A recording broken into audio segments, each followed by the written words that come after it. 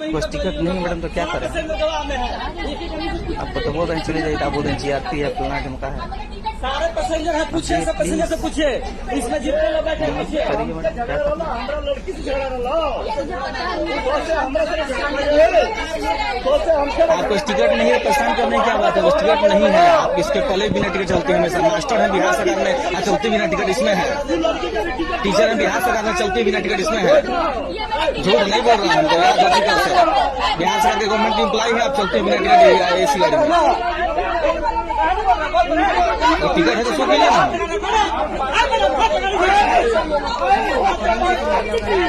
अच्छा हाथ मत लगाइए प्लीज, रिकॉर्डिंग हो रहा है, हाथ मत लगाइए।